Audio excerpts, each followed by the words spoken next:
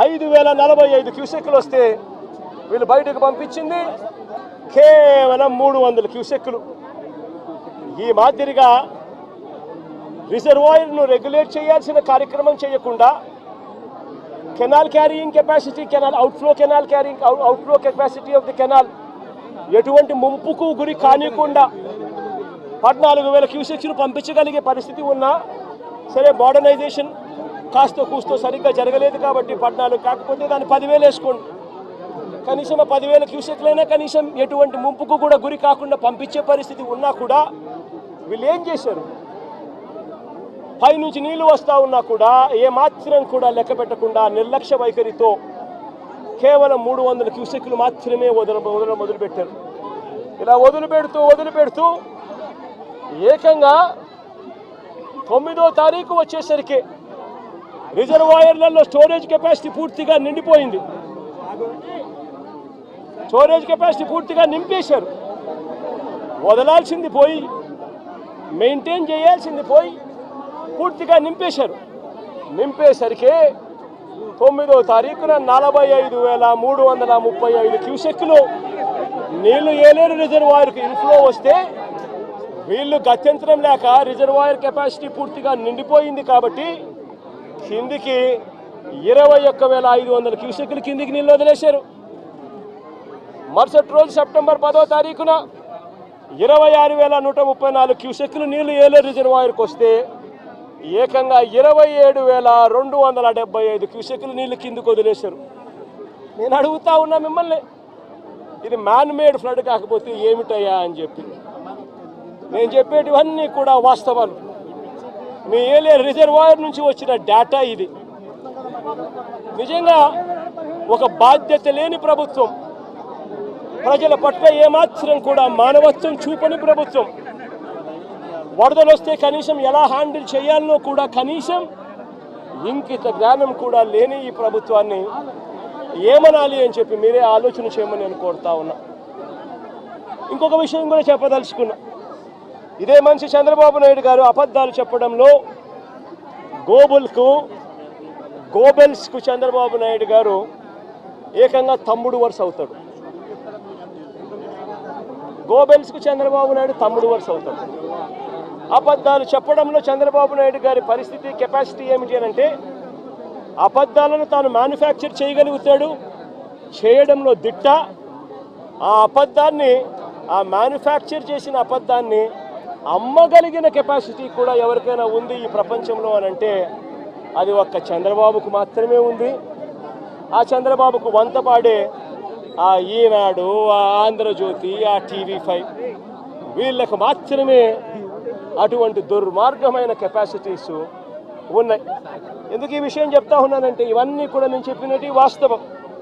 ఒకవైపున ఈ వాస్తవం ఉంటే ఏలేరు ఆధునీకరణ గురించి చంద్రబాబు నాయుడు గారు మరో చక్కటి అబద్ధం ఆడాడు.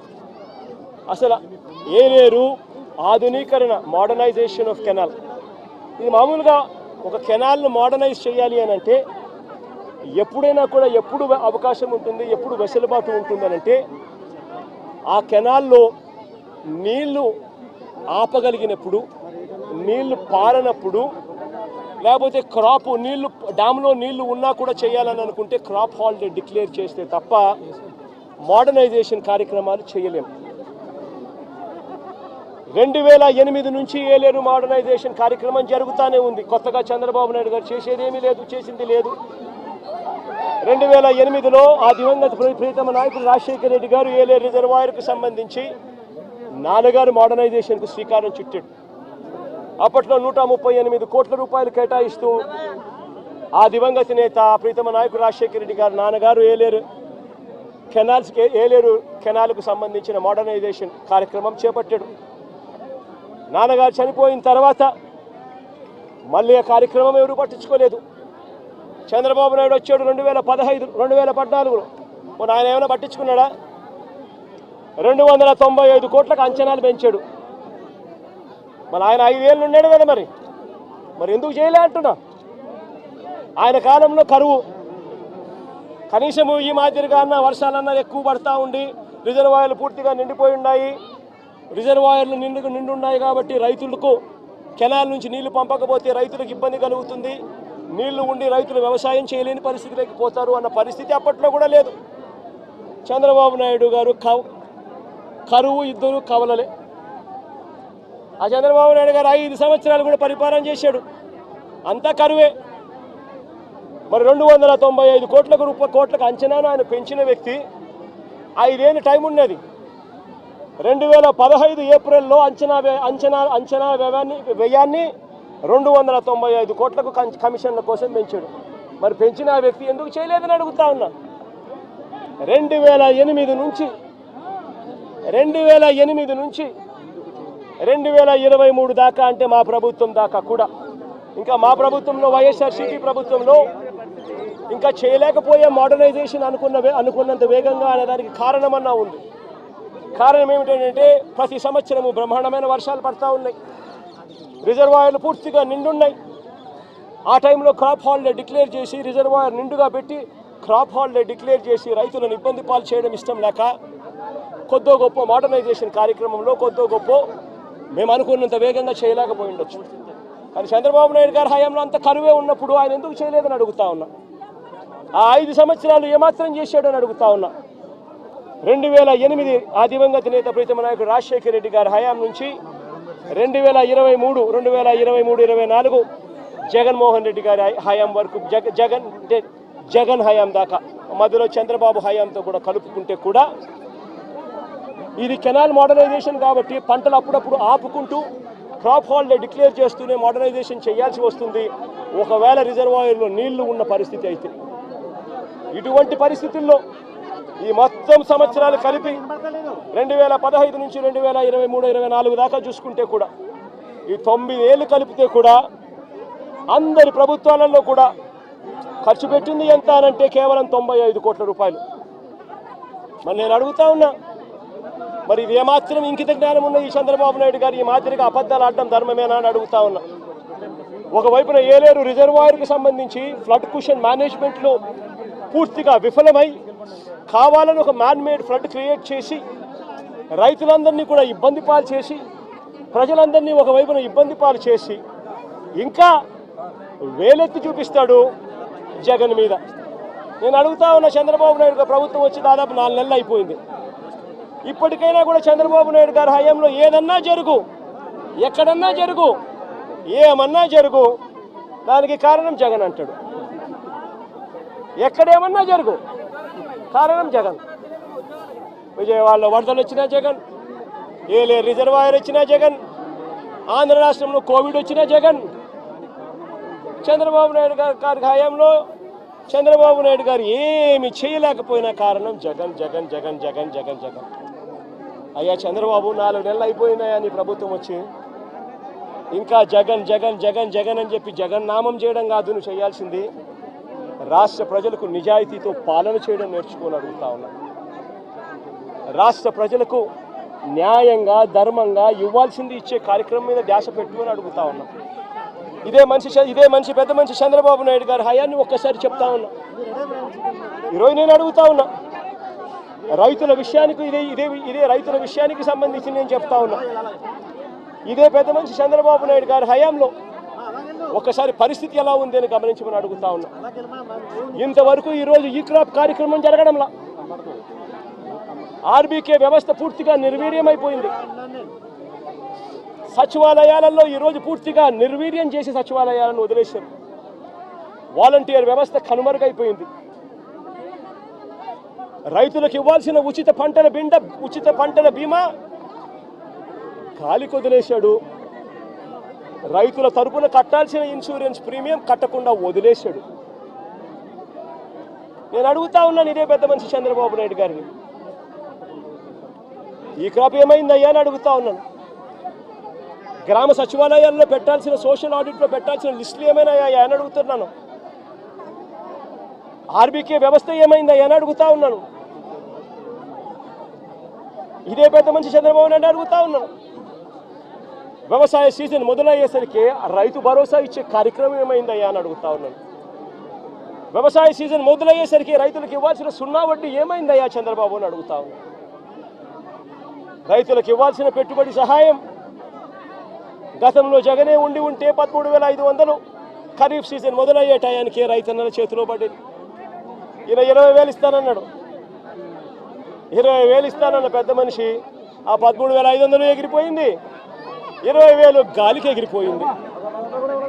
ఇదే పెద్ద మనిషి చంద్రబాబు నాయుడు గారు ఆర్బీకే వ్యవస్థ జగన్ ప్రభుత్వంలో, వైఎస్ఆర్ కాంగ్రెస్ పార్టీ ప్రభుత్వంలో ఆర్బీకేలు ఎఫెక్టివ్గా పనిచేస్తూ, జియో ట్యాగింగ్ చేస్తూ, ఈ క్రాప్ నమోదు చేస్తూ, పారదర్శకంగా ప్రతి రైతుకు కూడా ఇన్సూరెన్సు గవర్నమెంటే కట్టేది. రైతన్నకు ఏ పంట నష్టం జరిగినా, ఏ నష్టం జరిగినా కూడా ఈ క్రాప్ నమోదయ్యేది. ఆర్బీకేలు పనిచేసేటివి. వాలంటీర్ వ్యవస్థ, సచివాలయం వ్యవస్థ ముమ్మరంగా పనిచేసేటివి.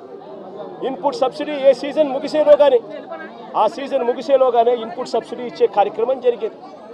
ఇన్సూరెన్స్ కూడా రైతన్న నిశ్చింతగా మళ్ళీ సీజన్ వచ్చేసరికి రైతన్న చేతిలో ఇన్సూరెన్స్ సొమ్ము కూడా పడేది. రైతన్నలకు ₹1 ఖర్చు కూడా లేకోకుండా ఇన్సూరెన్స్ ప్రీమియం రాష్ట్ర ప్రభుత్వమే కట్టేది. రైతన్న వ్యవసాయం మొదలు పెట్టేసరికి రైతన్న చేతిలో పెట్టుబడి కోసం రైతు భరోసా సొమ్ము ఉండేది.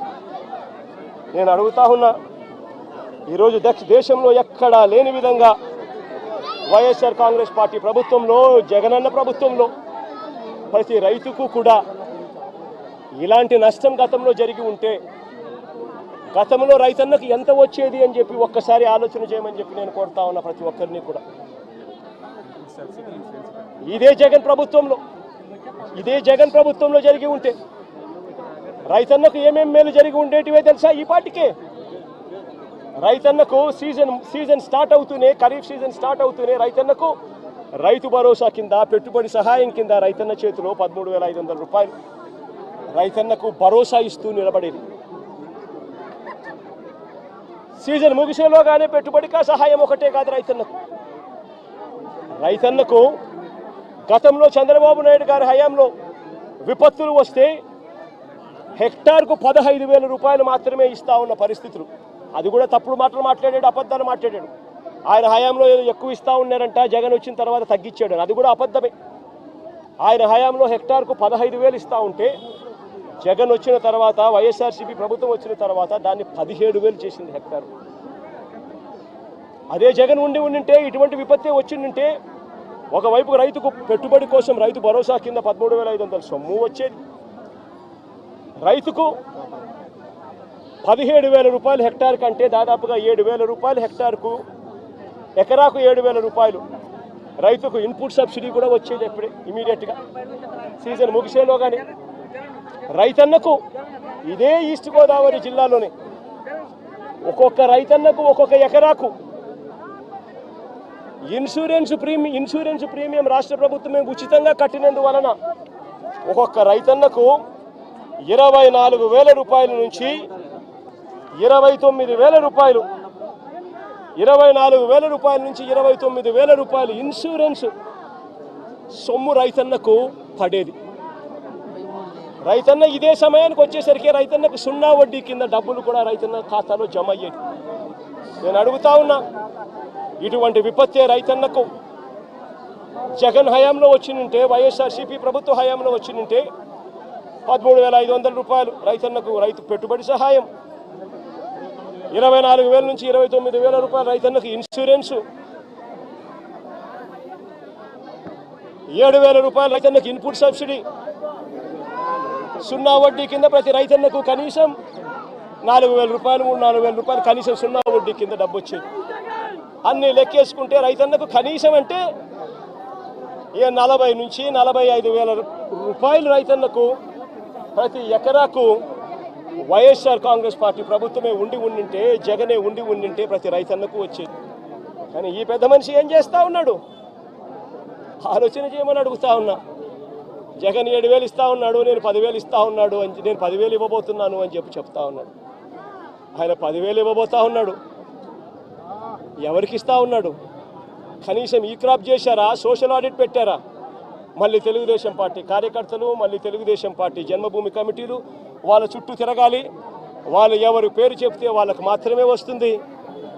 వాళ్ళ ఇష్టం వచ్చిన గ్రామాలు ఉంటాయి, వాళ్ళ ఇష్టం లేని గ్రామాలు ఉండవు.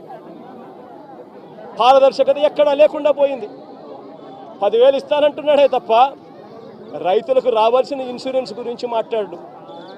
రైతులు నష్టపోతా ఉన్న 24,000 నుంచి 29,000 రూపాయలు ఎకరాకు రైతన్న నష్టపోతా ఉన్న ఇన్సూరెన్స్ గురించి మాట్లాడు. రైతన్నలకు ఇవ్వాల్సిన సున్నా వడ్డీ గురించి మాట్లాడు. రైతన్నకు రైతు భరోసా కింద నష్టపోయిన 13,500 రూపాయల గురించి మాట్లాడు. ఇవన్నీ రైతు నష్టపోయాడు అన్న సంగతి తెలిసి ఉన్నా కూడా ఈ పెద్ద మనిషి చంద్రబాబు నాయుడు మాట్లాడు. అదే అప్పట్లో వైఎస్ఆర్ కాంగ్రెస్ పార్టీ ప్రభుత్వం ఉన్నప్పుడు, జగన్ ప్రభుత్వం ఉన్నప్పుడు, చంద్రబాబు నాయుడు గారి ప్రభుత్వానికి మధ్య తేడా ఒకసారి చూస్తే 2014 నుంచి 19 మధ్య అంటే చంద్రబాబు హయాంలో ఎంత ఇన్సూరెన్స్ ఇచ్చారు అని అంటే 30,85,000 మంది రైతన్నలకు మాత్రం 3,411 కోట్ల రూపాయలు మాత్రమే ఇచ్చాడు. అది కూడా రైతన్నలు వాళ్ళ ఇన్సూరెన్స్ ప్రీమియం వాళ్ళు కడితే, ఈయన చేసేదేంటి ఇచ్చేదేంటి? రైతన్నలు ఇన్సూరెన్స్ ప్రీమియం వాళ్ళు కట్టుకుంటే వాళ్ళకి ఇన్సూరెన్స్ సొమ్ము 3,411 వచ్చింది, 3,411 కోట్లు వచ్చింది. అది 30,85,000 మంది రైతులకు మాత్రమే. అది కూడా ఇన్సూరెన్స్ ప్రీమియం కట్టగలిగిన కెపాసిటీ ఉన్న రైతులకు మాత్రమే. అదే జగన్ హయాంలో ఏకంగా 54,55,000 మంది రైతన్నలకు ఇన్సూరెన్స్ సొమ్ము వచ్చిందంటే తెలుసా? 7,802 కోట్ల రూపాయలు. ఒక్క రూపాయి కూడా రైతన్న ఇన్సూరెన్స్ ప్రీమియం కట్టాల్సిన అవసరం లేకుండా జరిగింది. అప్పట్లో చంద్రబాబు పెట్టిన 715 కోట్ల రూపాయలు బకాయిలతో కూడా కలుపుకొని రైతుల తరపున ఇన్సూరెన్స్ ప్రీమియంను కూడా వైఎస్ఆర్సీపీ ప్రభుత్వమే కూడా కట్టింది. జగన్ ప్రభుత్వానికి చంద్రబాబు ప్రభుత్వానికి మధ్య మానవతా దృక్పథంలో ఎంత తేడా ఉందో ఒకసారి గమనించమని అడుగుతా ఉన్నా. మొన్న 2023-24 సంబంధించిన ఖరీఫ్లో వచ్చిన కరువు, ఈ కరువుకు సంబంధించి మళ్ళీ ఖరీఫ్ వచ్చేసరికి అంటే 2024 జూన్ జూలైలో రైతన్న చేతిలో ఇన్సూరెన్స్ డబ్బులు పడాలి అని అంటే ఇన్సూరెన్స్ ప్రీమియం డబ్బులు మే జూన్లో ఇన్సూరెన్స్ ప్రీమియం డబ్బులు కట్టాలి.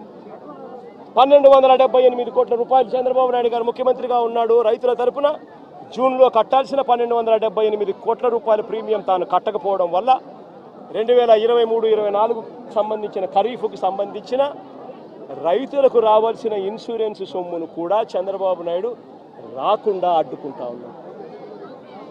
నేను చెప్పే ప్రతి మాట వాస్తవం. ఊరికే జగన్ మాట్లాడుతూ ఉన్నాడు కదా అని చెప్పి జగన్ మీద అరచడం కన్నా, జగన్ మీద ఊరికే కోపం చూపించడం కన్నా, జగన్ చెప్పే ప్రతి మాట వాస్తవం కావునా కాదా అన్నది గుండెల మీద చేతులు వేసుకొని ఆలోచన చేయమని కోరుతా ఉన్నా.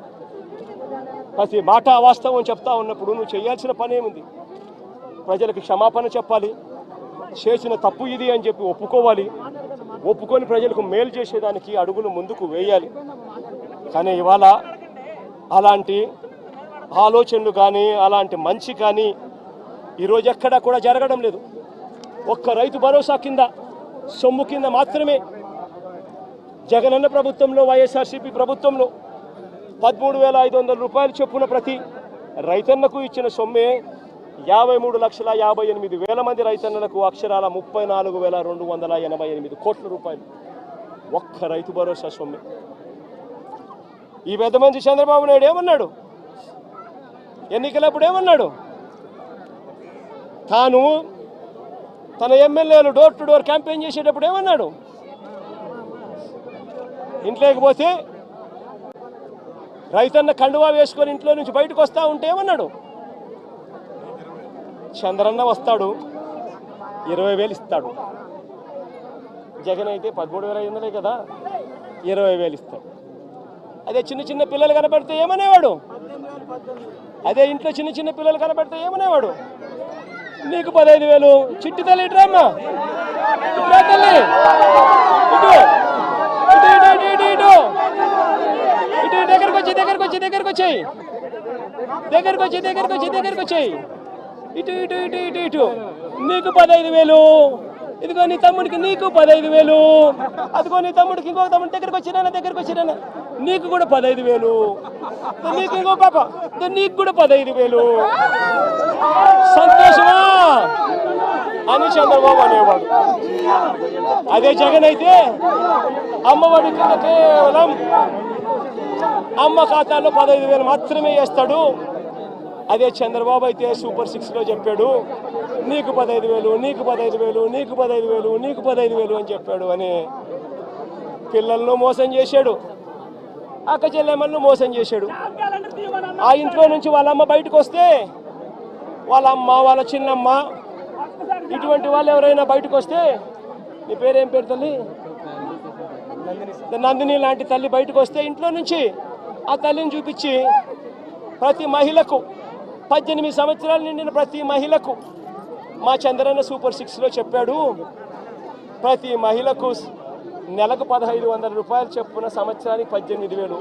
నీకు 18,000 చెల్లెమ్మ, నీకు 18,000, నీకు 18,000 అని ఆ ఇంట్లో నుంచి వచ్చిన ప్రతి ఒక్కరూ ఆ అమ్మకు, ఆ చిన్నమ్మకు, ఆ పెద్దమ్మకు అందరికీ నీకు 18,000, నీకు 18,000, నీకు 18,000 చెప్పాడు.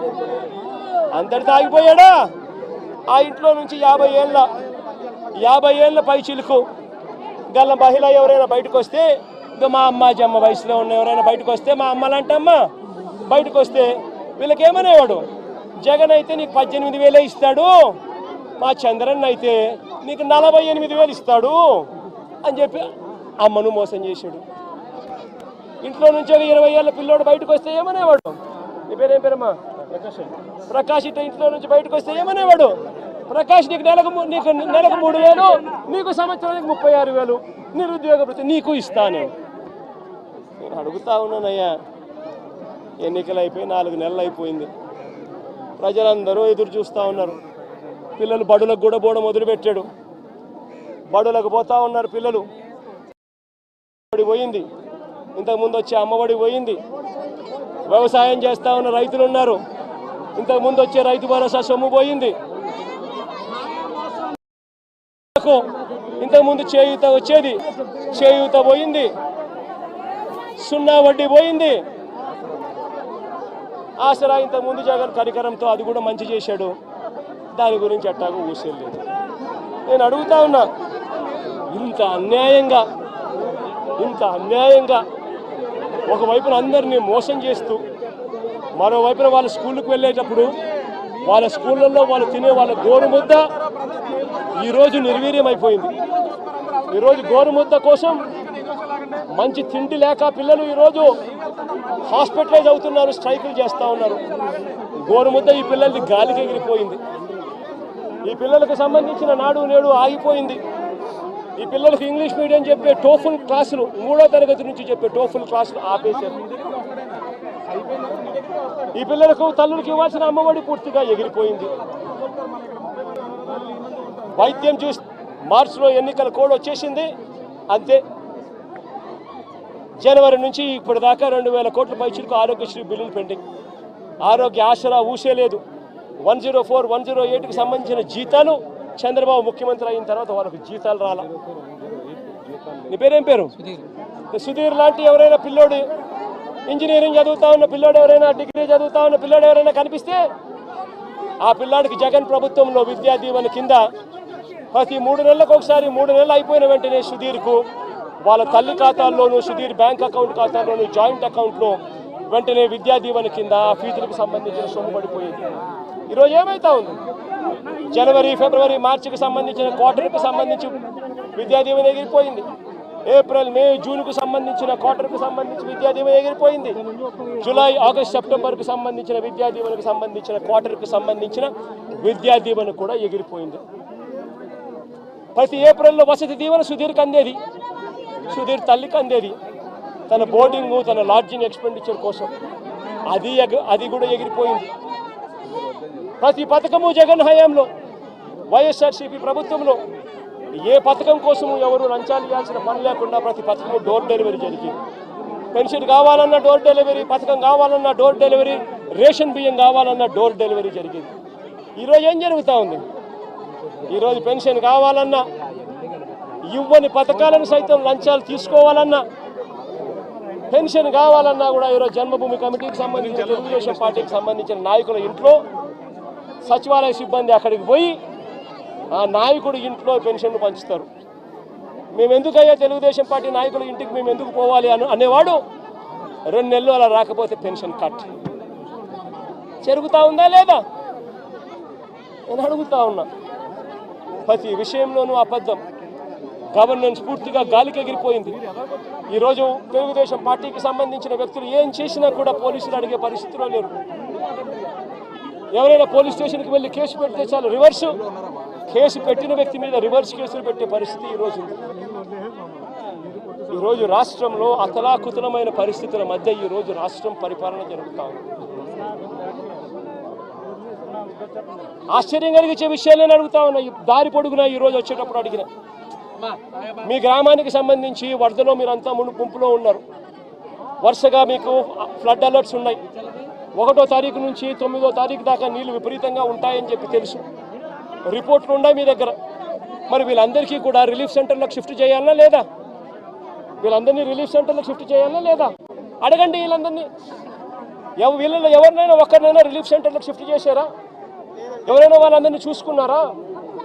ఎవరైనా వాళ్ళకు మెయిల్ చేశారా? ఇరిగేషన్ సెక్రటరీ చేయాల్సిన ఫ్లడ్ కుషన్ మేనేజ్మెంట్ చేయరు. రెవెన్యూ సెక్రటరీ చేయాల్సిన రిలీఫ్ క్యాంపులు ఏర్పాటు చేయరు. హోమ్ సెక్రటరీ చేయాల్సిన లోతట్టు ప్రాంతంలో ఉన్న షిఫ్టింగ్ చేయాల్సిన మనుషులు షిఫ్ట్ చేయరు. మరి ఏ రకంగా ఈ పరిపాలన సాగుతూ ఉంది అన్నది ఆలోచన చేయమని చెప్పి ప్రతి ఒక్కరిని కూడా విజ్ఞప్తి చేస్తూ ఉన్నా. ఇలాంటి దారుణమైన పాలన ఖచ్చితంగా పోవాలి. ప్రజలందరికీ కూడా ఈ 4 నెలల్లోనే అర్థమవుతా ఉంది. చంద్రబాబు నాయుడు గారు లాంటి అన్యాయస్తుడు తాను చేసిన మోసాలు, తాను చెప్పిన అబద్ధాలు మోసాల కింద మారుతూ ఉన్నాయి. మోసాల నుంచి ప్రజల్లో కోపం పుడుతూ ఉంది. ఆ ప్రజల కోపం పెంచుకొని ప్రజలు రోడ్ల మీదకి వచ్చి చంద్రబాబు ప్రభుత్వానికి వ్యతిరేకంగా తిరగబడే రోజు కూడా దగ్గరలో ఉంది. అది జరగకూడదు అని చంద్రబాబు నాయుడు రెడ్ బుక్ పాలన సాగిస్తూ ఉన్నా కూడా అవి ఎక్కువ రోజులు ప్రజలను అలా నిర్బంధించలేరు. ప్రజలు ఖచ్చితంగా తిరగబడతారు అని కూడా ఈ సందర్భంగా క్రాప్ ఇన్సూరెన్స్ ప్రీమియం మీరు చెప్పినట్టుగా ప్రాబ్లం కట్టలేదు. పొలాలు మిలిగిపోయినాయి. ఎన్యూమరేషన్ స్టార్ట్ కాలేదు. మరి వాళ్ళకి ప్రీమియం వస్తుందా? ఇన్సూరెన్స్ వస్తుందా రాదా? మరి రాదు కాబట్టే కదా నేను అడిగేది. అందుకని బాధపడుతూ నేను చంద్రబాబు నాయుడు బుద్ధి ఉందా, జ్ఞానం ఉందా అని చెప్పి చంద్రబాబు నాయుడుని తిడుతున్నాను. చంద్రబాబు నాయుడు ప్రశ్నిస్తున్నాను. ఎందుకు కట్టడం లేదని అడుగుతా ఉన్నాను. ఎందుకు చేయడం లేదని అడుగుతా ఉన్నాను. ఈ క్రాప్ ఫస్ట్ దానికి చేయాలి అని అంటే ఫస్ట్ ఈ క్రాప్ చేయాలి. మీ గ్రామంలో ఈ క్రాప్ జరుగుతూ ఉందా నువ్వే చెప్పు. నీ గ్రామంలో ఈ క్రాపే జరగనప్పుడు ఇక ఏ రకంగా ఇన్సూరెన్స్ అంటే ఇన్సూరెన్స్ ఎగనామా పెడుతున్నట్టే కదా. ఈ క్రాపే జరగనప్పుడు ఇక దీనికి ఇన్పుట్ సబ్సిడీకి సంబంధించి నీకు ఏ రకంగా నీకు సొమ్మిస్తాడు? తెలుగుదేశం పార్టీకి సంబంధించిన వాడు ఎవడైతే రాసుకుంటాడో, నీ పేరేం పేరు? సాంబా అంటే వైసీపీనో లేకపోతే న్యూట్రల్లో అయితే రాదు. ఒక నిమిషం. ప్రకాష్ ఏమన్నా తెలుగుదేశం అని అనుకో, ప్రకాష్ టిక్. ఈ క్రాప్ లేదు, పారదర్శకత లేదు, ఇన్సూరెన్స్ ఎట్టాగు లేదు, ఇన్పుట్ సబ్సిడీ కూడా ఇప్పటి వరకు వీళ్ళకి కావాల్సిన ప్రకారం వీళ్ళకి కావాల్సినోనికి నచ్చినోనికి ఇస్తారు, నచ్చినోనికి జిల్లా స్థాయి అధికారులు కలెక్టర్ కానీ రెవెన్యూ అధికారులు కానీ వచ్చి పంట నష్టం దాఖలాలు లేవు. ఒక పిఠాపురం కాకినాడ నియోజకవర్గం కాదు, జిల్లానే కాదు, అటు కోనసీమలో కూడా దాదాపు 3వ వరదైనా సరే ఎక్కడ కూడా పట్టించుకోవట్లేదు అనేది ప్రజలు చెప్తున్నారు. అదే కదా చెప్తా ఉన్నా. బాని పేరేం పేరు? సత్య. అదే సత్య నేను చెప్తా ఉన్నాను. ప్రభుత్వం స్పందించడం లేదనే కదా నేను చెప్పేది. ప్రభుత్వం అంతా ఫోటోలకు పరిమితం అవుతా ఉంది. చంద్రబాబు నాయుడు అనే వ్యక్తి టోటల్గా డ్రామా ఆర్టిస్ట్ అయిపోయినాడు. మామూలుగా పవన్ కళ్యాణ్ సినిమా స్టార్, కానీ ఇక్కడ కాదు. పాపం ఆయన కొత్తగా వచ్చాడు, పాపం ఆయనకి ఏం తెలిసినట్టు లేదు. కానీ చంద్రబాబు నాయుడు పవన్ కళ్యాణ్ మించిపోయినాడు. ఆయన సినిమా ఆర్టిస్ట్ అయితే ఈయన డ్రామా ఆర్టిస్ట్. గత ప్రభుత్వ నిర్లక్ష్యం వల్ల ఏలేరు ఆధునీకరణ చేశారు. రీటెండరింగ్ పేరుతో నిధులు ప్రకటించినప్పటికీ ఎక్కడ కూడా నిధులు ఇవ్వలేదని ఆరోపిస్తున్నారు. పేరేం పేరున్నా? అదే ప్రకాష్ నేను చెప్పేది. కనీసం మా హయాంలో 2000 వాళ్ళు Chandrababu Naidu already revise estimate చేసినాడు స్వామి 295 కోట్ల రూపాయలకు. అది ఉంది, జరుగుతూ ఉంది. మే హయాంలో దాన్ని వేగం ఎందుకు పెంచలేకపోయాము అని అంటే నిండుగా రిజర్వాయర్లు ఉన్నాయి. మోడర్నైజేషన్ ఆఫ్ కెనాల్ చేయాలి అని అంటే క్రాప్ హాలిడే ప్రకటించాలి. నిండు కుండల రిజర్వాయర్ ఉన్నప్పుడు ఎందుకులే హాలిడే ప్రకటించడం ఎందుకు? 14,000 క్యూసెక్స్ ఫ్లో అయ్యే కెనాల్లో కనీసం 10,000 పోతా ఉన్నాయి కదా, పెద్ద నష్టం ఏం లేదులే, రెగ్యులేట్ చేసుకుంటూ పోతూ ఉంటే పెద్ద నష్టం ఉండదు, కరువు వచ్చినప్పుడు ఇంకోటి వచ్చినప్పుడు దీని గురించి హ్యాండిల్ చేయొచ్చులే అని కొద్దిగా మనం కూడా రైతుల పక్షాన రైతులకు నష్టం జరగకూడదు, క్రాప్ హాలిడే వేస్ట్ కాకూడదు, వాళ్ళకు క్రాప్ హాలిడే ఇచ్చి వాళ్ళకి ఇబ్బంది కడగకూడదు అని చెప్పి కొద్ది గొప్ప అనుకున్నంత వేగంగా చేయకపోవచ్చు. కానీ చంద్రబాబు నాయుడు హయాంలో ఎందుకు చేయలేదని అడుగుతా ఉన్నా. ఇదే 295 కోట్ల రూపాయలకి ఎస్టిమేట్లు పెంచింది చంద్రబాబే కదా, 2015 ఏప్రిల్లోనే పెంచాడు కదా. మనం పెంచినప్పుడు తన హయాంలో తనకు 2015 నుంచి 4 ఏళ్ళు తన అధికారంలో ఉంది, 4 ఏళ్ళు కరువే, రైతులకు ఈ రిజర్వాయర్లో నీళ్లు లేవు, రైతులకు పంట క్రాప్ హాలిడే ఈకపోయినా క్రాప్ హాలిడేనే. మరి ఎందుకు మోడర్నైజేషన్ చేయలేదు? రివర్స్ టెండరింగ్ కోసం అంటారు. రివర్స్ టెండరింగ్ కోసమే ఆధునీకరణ పని చేయలేదు. స్వామి, రివర్స్ టెండరింగ్ అనేది మీకు అసలు తెలుసా? ఫస్ట్ రివర్స్ టెండరింగ్ అంటే ఏమిటో తెలుసా? నీ పేరేం పేరు? సుధీర్. రివర్స్ టెండరింగ్ అంటే ఏం తెలుసా సుధీర్? ఇప్పుడు సుధీరు, ప్రకాషు, దొరబాబు ఇట్లా అందరూ కూడా ఒక టెండర్లో పార్టిసిపేట్ చేస్తారు. టెండర్లో పార్టిసిపేట్ చేయడం కూడా ఎలా పార్టిసిపేట్ చేస్తారు తెలుసా? టెండర్ ప్రక్రియ ప్రాసెస్ ఒక రిటైర్డ్ హైకోర్టు జడ్జి దగ్గరికి ఫస్ట్ పోతుంది. రిటైర్డ్ హైకోర్టు జడ్జి ఆధ్వర్యంలో టెండర్ ప్రక్రియను ఆన్లైన్లో పెడతారు. పెట్టి, నీ పేరేం పేరు? సాంబుడా. నీ పేరేం పేరు? సాంబుడి దగ్గర నుంచి, సతీష్ దగ్గర నుంచి, నీ పేరేం పేరు తల్లి? నందిని దగ్గర నుంచి, ఇట్లాంటి వాళ్ళు ఎవరైనా కూడా సలహాలు సూచనలు ఏమైనా ఇవ్వాలనుకుంటే ఆ జడ్జికి ఇవ్వచ్చు. ఆన్లైన్లోనే ఇస్తాడు. ఇచ్చిన తర్వాత మీ అందరి సూచనలు సలహాలు తీసుకున్న తర్వాత నియమ నిబంధనలు ఆయన ఫైనలైజ్ చేస్తాడు. ఆయన ఫైనలైజ్ చేసిన నియమ నిబంధనలు జ్యుడిషియల్ ప్రివ్యూ కమిషన్ అంటారు. జ్యుడిషియల్ ప్రివ్యూకి పంపించిన తర్వాత 100 కోట్ల రూపాయలు దాటిన ప్రతి టెండర్ను ఒక విప్లవాత్మక మార్పు చేసాం. టెండర్ల ప్రక్రియలో ఒక రెవల్యూషన్ తీసుకొచ్చాం. హైకోర్టు గవర్నమెంట్ పరిధిలో నుంచి దాన్ని తీసేసి హైకోర్టు రిటైర్డ్ జడ్జి చేతిలో పెట్టాం. ఆయన ఆన్లైన్లో పెట్టి మీలాంటి వాళ్ళు ఎవరైనా కూడా అభ్యంతరాలు చెప్తే అభ్యంతరాలు కూడా తెలుసుకొని ఆయన ఫైనలైజ్ చేస్తాడు టెండర్ల ప్రక్రియలో నామ్స్. ఆ టెండర్ల ప్రక్రియలో ఆయన ఫైనలైజ్ చేసిన నామ్స్ను ఆయన చేసిన తర్వాత డిపార్ట్మెంట్ టెండర్కి పిలుస్తుంది. టెండర్లు పిలిచిన తర్వాత ఆ టెండర్లలో పేరు సుధీర్ పార్టిసిపేట్ చేస్తాడు, ప్రకాష్ పార్టిసిపేట్ చేస్తాడు, నందినమ్మ పార్టిసిపేట్ చేస్తుంది. చేసినప్పుడు సుధీరు L1గా L1 వస్తుంది. మామూలుగా అయితే సుధీర్కి రావాలి, కానీ రివర్స్ టెండరింగ్లో రాదు. సుధీర్ కోట్ చేసిన L1ను బేస్ ప్రైస్ కింద తీసుకొని మళ్ళా సుధీర్ని పిలుస్తా, ప్రకాష్ని పిలుస్తాం, నందినమ్మని పిలిచి ఆక్షన్ పెడతాం. సుధీర్ ఈ మాట చెప్పినాడు, ప్రకాష్ నువ్వు తగ్గుతావా అంటాం. తగ్గుతాను, ఇంత 10 రూపాయలు, నేను అప్పుడు పొరపాటు నేను ఇంకా తగ్గిస్తాను, నేను నాకు వచ్చే అవకాశం ఉంది కాబట్టి నేను సుధీర్తో కాంపిటీషన్లోకి వస్తాను. మళ్ళీ ఆక్షన్లో నువ్వు చెప్పొచ్చు, నందినమ్మ నేనేం తక్కువ తిన్నా, నేను 85 చెప్తానని చెప్పి నందినమ్మ చెప్పొచ్చు. అప్పుడు నందినమ్మకు వస్తుంది tender. This is reverse tendering. ఈ రివర్స్ టెండరింగ్ అనేది ఒక రెవల్యూషన్.